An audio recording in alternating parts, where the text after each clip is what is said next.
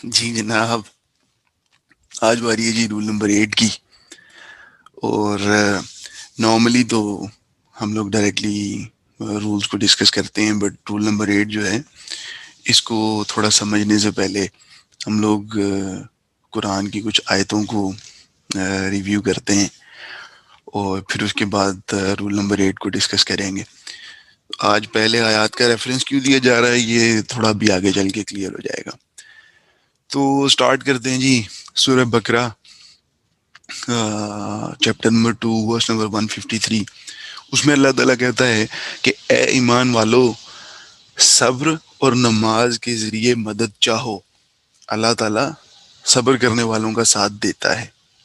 پھر یہی سورہ بقرہ اور آیت نمبر 155 156، اس میں اللہ تعالیٰ کہتا ہے اور ہم کسی نہ کسی طرح تمہاری آزمائش ضرور کریں گے، دشمن کے ڈر سے، بھوک پیاس سے، مال و جان اور پھلوں کی کمی سے، اور ان صبر کرنے والوں کو خوشخبری دے دیجئے جنہیں جب کبھی کوئی مصیبت آتی ہے تو کہہ دیا کرتے ہیں کہ ہم تو خود اللہ تعالیٰ کی ملکیت ہیں اور ہم اسی کی طرف لوٹنے والے ہیں. اب یہ وہ آیت ہے جو اکثر ہمارے ہاں جب کسی کی وفات ہو جاتی ہے یا کوئی بندہ فوت ہو جاتا ہے تو اس پہ ہم وہ کہتے ہیں کہ انا للہ و انا الیہ راجعون. تو یہ نارملی کسی آدمی کی وفات کے اوپر، کسی انسان کی وفات پہ یہ ہم لوگ اس آیت کو پڑھ دیا کرتے ہیں. لیکن ایکچولی اگر آپ قرآن میں غور کریں تو اللہ تعالیٰ کہتا ہے کہ وہ ایک آپ کی ڈفرینٹ قسم کی آزمائشوں کا اللہ تعالیٰ نے ذکر کیا ہے کہ دشمن کے ڈر سے، بھوک پیاس سے، مال و جان، پھر پھلوں کی کمی، یعنی کہ آپ کی آمدنیوں میں پروفٹ اینڈ لاس وغیرہ، جو آپ کے کاروبار میں جو گھاٹے وغیرہ ہیں یا جو آپ کی انکم میں جو کمی وغیرہ ہے، ان ساری چیزوں سے اللہ تعالیٰ آپ کو ضرور آزمائے گا، آپ کی آزمائش ضرور ہوگی. لیکن جو صبر کرنے والے ہیں اللہ تعالیٰ کہتا ہے کہ ان کو خوشخبری دے دیجئے. اور وہ صبر کرنے والے جو ہیں ان کی ایک صفت، ان کی ایک کریکٹرسٹک جو ہے وہ ادھر ڈسکس ہوئی کہ وہ یہ کہتے ہیں کہ انا للہ و انا الیہ راجعون. تو یہ ایک ایسی چیز ہے کہ اس کو آپ کسی بھی آزمائش کے وقت میں اس کو پڑھ سکتے ہیں، اور کسی بھی آزمائش کے وقت میں بیسیکلی آپ اللہ تعالیٰ سے رجوع کریں. یہ صرف فوت کی حد تک لمیٹڈ نہیں ہے. اچھا، اس کے بعد ہم نے سورہ ہود کو ڈسکس کیا تھا اس سے پہلے والے رول میں، جس میں وہ سیدنا نوح کا ہم نے واقعہ وغیرہ وہ ساری چیزیں ڈسکس کی تھی. اب سورہ ہود آیت نمبر 11، چیپٹر سورہ نمبر 11 اور آیت نمبر ہے اس کی 9 سے 11. اس میں اللہ تعالیٰ کہتا ہے اور اگر ہم انسان کو اپنی کسی نعمت کا ذائقہ چکھا کر پھر اس سے اسے لے لیں تو وہ بہت ہی نا امید اور بڑا ہی ناشکرا بن جاتا ہے. اور اگر ہم اسے کوئی نعمت چکھائیں اس سختی کے بعد جو اسے پہنچ چکی تھی تو وہ کہنے لگتا ہے کہ بس برائیاں مجھ سے جاتی نہیں، یقیناً وہ بڑا ہی اترانے والا شیخی ہو رہا ہے. سوائے ان کے جو صبر کرتے ہیں اور نیک کاموں میں لگے رہتے ہیں، اور انہی لوگوں کے لیے بخشش بھی ہے اور بہت بڑا نیک بدلہ بھی. اب ایک اور آیت کو ہم ڈسکس کرتے ہیں، وہ ہے سورہ نحل میں سے النحل، یہ سورہ نمبر 16، اس کی آیت نمبر 96 96. اس میں اللہ تعالیٰ فرماتے ہیں تمہارے پاس جو کچھ ہے یہ سب فانی ہے، اور اللہ تعالیٰ کے پاس جو کچھ ہے وہ باقی ہے، اور صبر کرنے والوں کو ہم بھلے اعمال کا بہترین بدلہ ضرور عطا فرمائیں گے. تو اب اس میں یہ تو 2 3 4 ریفرنسز ہم نے کوٹ کی ہیں. جیسے میری اپنی ذاتی ریسرچ اس کے اوپر ہے کہ جو صبر کا مضمون ہے نا، پیشنس والا جو مضمون ہے، یہ قرآن میں 70 دفعہ سے زیادہ ڈسکس ہوا ہے. یہ تو میری اپنی ذاتی ریسرچ ہے. 70 دفعہ سے زیادہ تو میں نے خود اس کو آبزرو کیا ہے، میں نے خود دیکھا ہے اس کو مور دین 70 ٹائمس. اور اگر آپ اس کو یہ دیکھو کہ یہ صبر والے مضمون کے جو ریپیٹیشن ہے، جو یہ بار بار ریپیٹ ہوا ہے صبر کا معاملہ، یہ مکی جو صورتیں ہیں وہاں پہ آپ کو زیادہ ملتا ہے. ویسے بھی اگر آپ پاس میں دیکھو تو آپ کو پتہ لگے گا کہ یہ جو صبر ہے یہ ایک شیوائے پیغمبری رہا ہے. وہ it is one of the core characteristics of all the prophets. سب کی لائف میں دیکھو, جیسے اب سیدنا نوح کا آپ واقعہ دیکھ لو, اس میں کہتے ہیں کہ تقریباً 900 سال کا پیریڈ ہے ہسٹری میں جو بتاتے ہیں سیدنا نوح کی نبوت کا. 900 سال کی نبوت, تو ایک بیٹا مانگا تھا انہوں نے, نہیں دیا اللہ تعالیٰ نے. تو انہوں نے تو یہ نہیں کہا کہ ہم جی 900 سال آپ کی نبوت کی فرائض پیغمبری ہم نے سارا انجام دیے, اس کے بعد تم سے ایک بیٹا مانگا, تم بیٹا بھی نہیں دیتے ہو, تو ہم پیغمبری سے استعفیٰ دے رہے ہیں, نعوذ باللہ, ہم نہیں کرتے جی, ہم چھوڑ رہے ہیں اس کو. صبر کا دامن انہوں نے اپنے ہاتھ سے نہیں چھوڑا. ایسے آپ کو بے شمار ایگزامپلز مل جائیں گی تمام انبیاء کی سیرت میں سے کہ اینڈ یو ول آبزرو کہ دس واز, یہ جو صبر ہے, this was one of the core characteristics.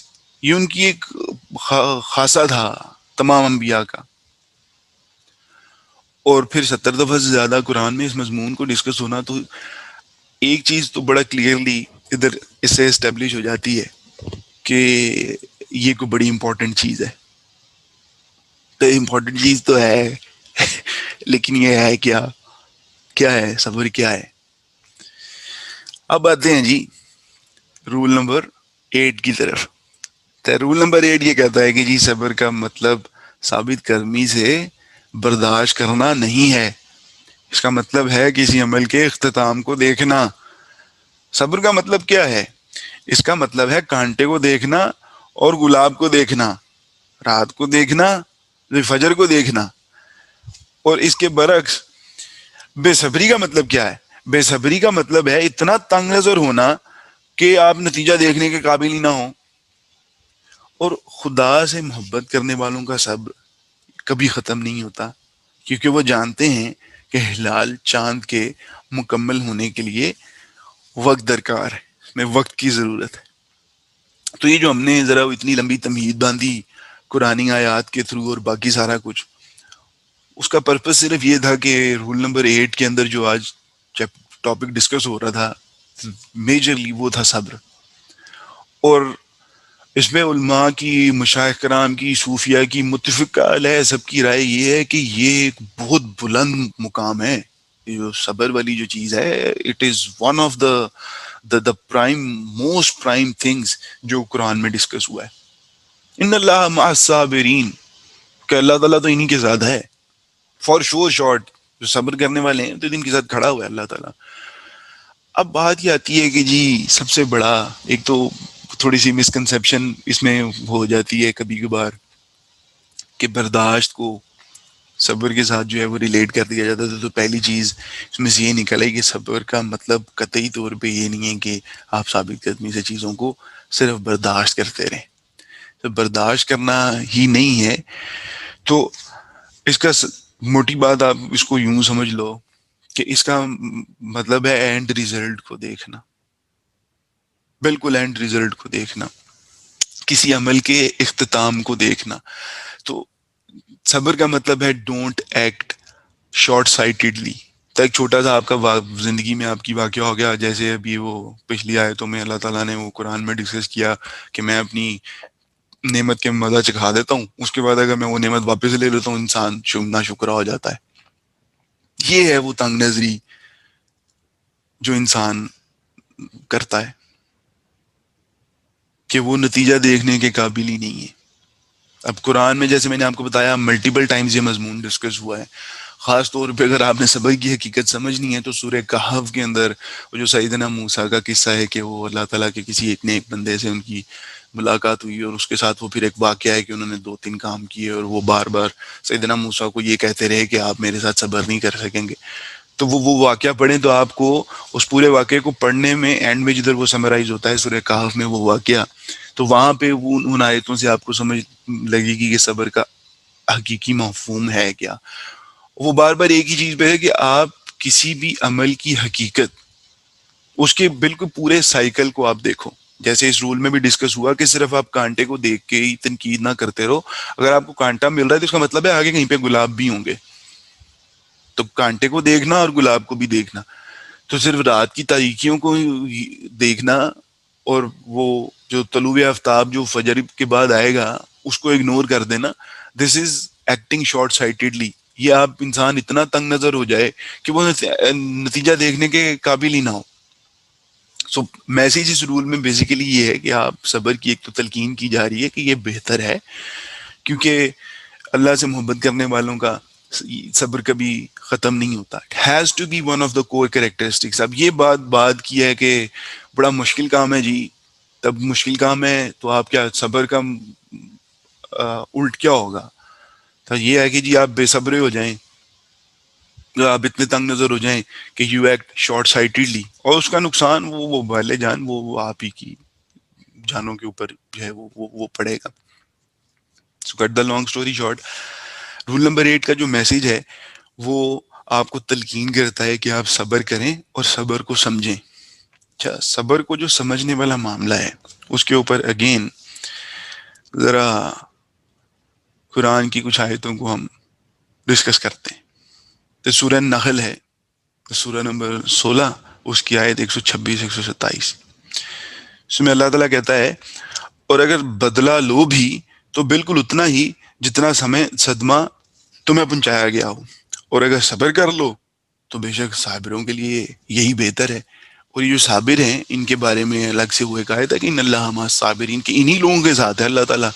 اب وہ جن کا پرابلم تھوڑا یہ ہے، ایک سوال ہر انسان کے دماغ میں آتا ہے کہ یہ تو بڑا مشکل کام ہے صبر کرنا اور ایک چیز پہ بس ٹکے رہنا، صراط مستقیم پہ چلتے رہنا. تو بدلہ لے لو، لیکن اگر آپ بدلہ لو بھی تو بالکل اتنا ہی جتنا صدمہ تمہیں پہنچایا گیا ہو. اب یہ چیز کوئی کیسے میئر کرے گا؟ اس کا تو کوئی گیج نہیں بنا ہوا، کوئی میٹر اس کا نہیں بنا ہوا کہ اگر کسی نے میرے ساتھ برا کیا یا کسی نے اگر مجھے صدمہ پہنچایا تو اس صدمے کو میں میئر کیسے کروں گا، اور اتنا ہی صدمہ پھر میں دوبارہ اسے کیسے پہنچاؤں گا. سو اسی لیے کہا گیا کہ اگر تم صبر کر لو تو بے شک یہی بہتر ہے. یہ اور اللہ تعالیٰ انہی لوگوں کے ساتھ ہے. اب پھر یہ آقا صلی اللہ علیہ وسلم کو ادھر مخاطب ہیں. یہ جو نیکسٹ آیت ہے کہ آپ صبر کریں، اگر آپ اس کا کانٹیکس پورا آپ سورہ نحل کو کھول کے پڑھیں اور اس کا کانٹیکس اگر آپ پورا ان آیات کا دیکھیں تو ان میں ڈائریکٹ نبی مخاطب ہیں. تو اس میں اللہ تعالیٰ کہتا ہے کہ آپ صبر کریں، بغیر توفیق الہی کے آپ صبر کر ہی نہیں سکتے. یہ آپ چیک کیجئے گا، اس کا مخاطب جو ہے وہ آقا صلی اللہ علیہ وسلم ہے، کانٹیکس جو بلڈ ہو رہا ہے. اور ان کے حال پر رنجیدہ نہ ہوں، اور جو مکر و فریب یہ کرتے رہتے ہیں ان سے تنگ دل نہ ہوں. اچھا، ایک اور آیت ہم اس ضمن میں ایک اور ریفرنس جو میں نے آپ کو بتایا تھا سورہ کہف سے، یہ اس کی کچھ آیتیں ہیں. ویسے تو یہ پوری سورہ کہف اس کے اندر وہ پورا جو قصہ ہے جس کا میں نے آپ کو بتایا دیٹ از آلریڈی ڈاکیومنٹڈ، تو آپ اس کو جا کے پڑھیں، آپ کو صبر کی بڑی اچھی تشریح جو ہے وہ قرآن سے ملے گی، خاص طور پہ اس قصے سے. اس میں اللہ تعالیٰ فرماتے ہیں پس ہمارے بندوں میں سے ایک بندے کو پایا، یعنی کہ سیدنا موسیٰ اور ان کا ان کے ایک ساتھی تھا، وہ جب اس بندے کی تلاش میں نکلے تو انہوں نے اس بندے کو پایا جسے ہم نے اپنے پاس کی خاص رحمت عطا فرما رکھی تھی اور اسے اپنے پاس سے خاص علم سکھا رکھا تھا. اس سے موسیٰ علیہ السلام نے کہا کہ میں آپ کی تابعداری کروں کہ آپ مجھے اس نیک علم کو سکھا دیں جو آپ کو سکھایا گیا ہے. اس نے کہا کہ آپ میرے ساتھ ہرگز صبر نہیں کر سکتے.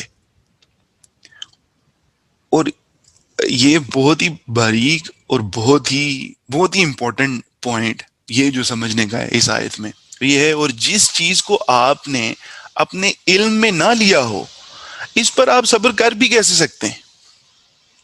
تو دیکھیے دو چیزیں ادھر آپ کو قرآن سے اگین پتہ لگتی ہیں کہ ایک، آپ صبر کریں بغیر توفیق الہی کے آپ صبر کر ہی نہیں سکتے، تو یہ توفیق کی چیز ہے، اس کو مانگو اور بار بار مانگو. تو مانگنے سے مل جائے گا، عمل کرنے سے، پریکٹس کرنے سے ثابت قدمی عطا ہوگی، مزید بڑھے گا توفیق الہی. اس کے بغیر آپ صبر نہیں کر سکتے. اور میں نے آپ کو بتایا آپ اس کا کانٹیکسٹ پڑھیں، اس کا کانٹیکسٹ آقا صلی اللہ علیہ وسلم ہے، اس کا جو مخاطب ہے اس خاص طور پہ آیت کا وہ محمد صلی اللہ علیہ وسلم ہے. اللہ تعالیٰ ان سے مخاطب ہو کے کہہ رہا ہے کہ آپ صبر کریں بغیر توفیق الہی کے آپ صبر کر ہی نہیں سکتے. تو یہ توفیق ہے، اس کو مانگے نمبر 1، کیونکہ امپورٹنٹ چیز ہے، اس کو اڈاپٹ کرنا ہے، صراط مستقیم پہ چلے ہیں تو اس کو اڈاپٹ کرنا ہے. اب یہ اڈاپٹ کرنا ہے اور اس کو اڈاپٹ کر کے پریکٹس کرنا ہے تو دو تین چیزیں ہیں موٹی موٹی سمجھنے کی، وہ سمجھ لو. وہ یہ ہے کہ توفیق الہی کے بغیر یہ کام نہیں ہو سکتا، تو یہ توفیق مانگو اور بار بار مانگو، کیونکہ یہ بہت بہت بہت امپورٹنٹ چیز ہے اس سفر کے اوپر. اور دوسرا، جس چیز کو آپ نے اپنے علم میں نہ لیا ہو آپ اس پر صبر کر بھی کیسے سکتے ہیں؟ اب دوسرا، انسانوں کی سب سے بڑی مجبوری تو یہ ہے کہ ہمارا علم محدود ہے. کتنی چیزوں کا احاطہ کریں گے؟ نہیں کیا جا سکتا نا. اب سولوشن ہی یہ ہے. سولوشن کیا نکلتا ہے کہ احکام الہی جو ہیں ان کو سمجھیے. اب اس کے لیے ایک چھوٹی سی ٹپ جو ہم نے بزرگوں سے یا اپنے استادوں سے سیکھی، وہ یہ تھا کہ ہر انسان ایک سیٹ پیٹرن کے مطابق اپنی زندگی گزار رہا ہے. وہ اس کے تھوڑا بہت ٹائم جو ایک دن میں جو 24 گھنٹے ہیں جو وہ گزارتا ہے، اس میں سے وہ تھوڑا سا ٹائم گزارتا ہے اپنی روزی روٹی کمانے کے چکروں میں، تھوڑا سا ٹائم وہ گزارتا ہے اپنی فیملی کے ساتھ. پروفیشنل اور پرسنل لائف میں لوگوں کی اپنی ایک سیگریگیشن جو ہے وہ بنی ہوئی ہے. آپ دیکھ لو کہ یار رزق حلال کمانے کے اوپر آپ کو کتنے احکام ملتے ہیں. اس کے بعد اگر ایک مرد ہے تو ایک باپ ہے، ایک بھائی ہے، ایک بیٹا ہے، ایک شوہر ہے. اس طرح کے اس کے ڈفرینٹ وہ سوسائٹی میں معاشرتی کچھ جو اس کے جو پہلو ہیں اس کے اندر ڈفرینٹ طریقوں سے وہ انگیج اور انوالوڈ ہے. آپ اس کے نکال کے دیکھ لو کتنے احکام ہیں. بھئی اگر باپ ہے تو وہ شفقت کرے، بچوں کی تربیت پہ دھیان دے، تعلیم و تربیت کا بندوبست کرے. تو جو شوہر ہے تو بیوی کے حقوق کی حفاظت کرے، اس کے حقوق پورے ادا کرے. اس طرح اگر وہ بیٹا ہے تو بیٹے کے روپ میں ہے تو جی والدین کے آگے تم اف تک مت کہو، فرما برداری کرو، تابع داری کرو. تو صبر کا مطلب، صبر کا مفہوم آپ اگر کنٹیکسچولی دیکھو کہ جس رول میں آپ ہو اس میں صبر کا مفہوم آپ کے لیے یہ نکلتا ہے کہ دیکھو آپ سیدھے رستے پہ چلتے رہو ریگارڈلیس آف دا فیکٹ کہ جی آپ کے ارد گرد کیا ہو رہا ہے. بھائی وہ فلاں تو میرے ساتھ ایسے کر رہا ہے تو میں ایسے کیوں نہ کروں. تو اس کا ابھی تھوڑی دیر پہلے وہ آیت میں ہم نے ڈسکس کیا کہ بھائی نہ کرو صبر، جاؤ جا کے بدلہ لے لو. لیکن اس کا بھی بتایا کہ اگر بدلہ لو گے تو پھر وہ اتنا ہی لینا جتنا صدمہ یا تکلیف تمہیں پہنچی ہے، تو پھر اتنا ہی تم نے کرنا ہے دوسرے کے ساتھ. اس کو میئر کیسے کرو گے؟ اس کی تو گیج ہی نہیں ہے. اتنی سائنسی ترقی کے بعد کوئی ایسا میٹر ایجاد نہیں ہوا جو بتا دے کہ آپ کو کتنا صدمہ پہنچا. تو بہتر تو یہی ہے کہ تم صبر کر لو. اب جب صبر کرنے آئے ہو تو صبر کا مطلب سمجھو. اس کا مطلب ہے کہ سیدھے رستے پہ استقامت کے ساتھ بس چلتے رہنا، اور اینڈ گول جو اینڈ ریزلٹ ہے اس کو دیکھتے رہنا کہ اللہ انہی کے ساتھ ہے. اللہ صبر کرنے والوں کے ساتھ ہے، زیادتی کرنے والوں کے ساتھ کبھی اللہ، اور ان کو ان کی زیادتی کا بدلہ اللہ تعالیٰ دے دے گا. آپ کو آپ کے صبر کا بدلہ. یہ ملٹیپل ٹائم 70 دفعہ سے زیادہ یہ مضمون جو ہے وہ قرآن میں ڈسکس ہوا. اب اس کو ذرا سم اپ کرنے کی طرف جاتے ہیں کہ یہ چیز بالکل واضح ہے قرآن سے کہ آقا صلی اللہ علیہ وسلم کی سنت سے بھی آپ کو یہ چیزیں بڑی واضح طور پہ نظر آتی ہیں. صبر کا دامن کبھی اپنے ہاتھ سے نہیں چھوڑا. قرآن میں واضح آیات موجود ہے کہ اے نبی جو باتیں یہ کرتے ہیں ہمیں پتہ ہے کہ اسے تمہارا سینہ تنگ ہوتا ہے، اسے تمہیں تکلیف پہنچتی ہے، اسے تمہیں ایذا پہنچتی ہے. یہ تو ایسا نہیں تھا کہ انبیاء نعوذ باللہ وہ کوئی وہ فیلنگ لیس تھے یا ان کو یہ چیزیں تکلیف نہیں پہنچاتی تھیں. ان کو بھی یہ چیزیں تکلیف پہنچاتی تھیں. اس کے ایویڈنس قرآن میں موجود ہیں. اس کے باوجود ان کا یہ جو صبر والا رویہ تھا ہمارے لیے سب سے بیسٹ ایگزامپل، اس سے بہتر ایگزامپل ہمارے لیے نہیں ہو سکتی. تو ان کی زندگی سے سیکھنا ایک مشن، ایک پرپس کہ وہ صراط مستقیم پہ انہوں نے چلنا ہے ریگارڈلیس آف دا فیکٹ کہ کیا تکلیفیں اور کیا باتیں ہو رہی ہیں.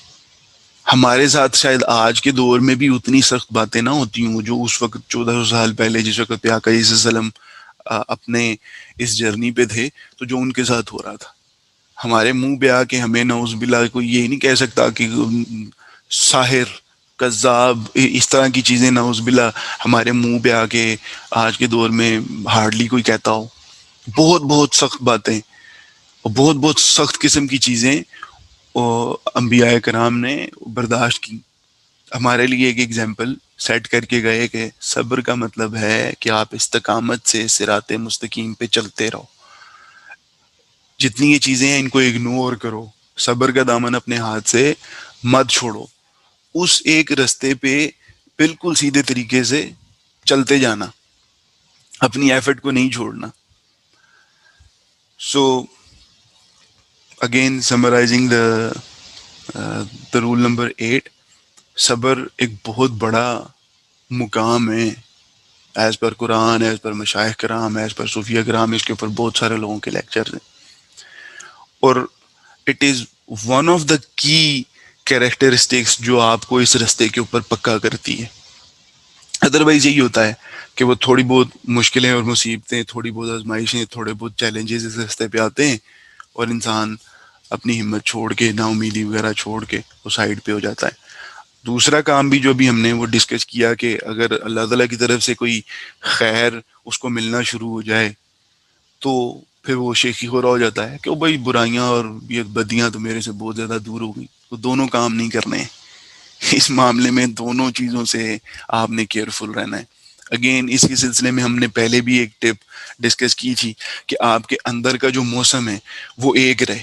اگر وہ موسم ایک ہے تو کافی ہیلپ ملے گی یہ صبر والے مقام کو پکڑنے کے لیے. اور وہ مقام ہم نے ڈسکس کیا تھا, وہ مقام کیا ہے, وہ ہے شاکر. تو فقیر کے لیے یہ ہے کہ جس مقام پہ صبر ہو وہ اس مقام پہ بھی شکر ادا کرتا ہوا نکل جائے. باقی یہ ہے کہ آپ کو ایک موٹا کلیہ قرآن میں اللہ تعالیٰ نے جو ہے وہ بتا دیا, ان اللہ و انا الیہ راجعون. اور جیسے ہی کبھی ایسے موقع پہ آپ پہنچو جدھر آپ کو صبر سے کام لینا پڑے تو بس یہ ان للہ و انا الیہ راجعون, ان للہ و انا الیہ راجعون یہ پڑھتے رہو. بڑی بہترین آپ کو ایک جو ہے وہ ٹپ مل جاتی ہے. دونوں صورتوں کا خیال رکھو, اللہ طرف سے خوشی پہنچ رہی ہے پھر بھی ثابت قدم رہو, استقامت پہ رہو, ڈی ٹریک مت ہو. جس رستے پہ چل رہے ہو, صراط مستقیم پہ چل رہے ہو, اسی پہ چلتے رہو. کوئی مصیبت آ جاتی ہے تب بھی یہی راستہ مت چھوڑو, سیدھے رستے پہ چلتے رہو اور نماز اور صبر سے مدد دیتے رہو. تو دیٹس آل فار ٹوڈے. اگلی ویڈیو تک کے لیے پھر دیں اجازت. فی امان اللہ.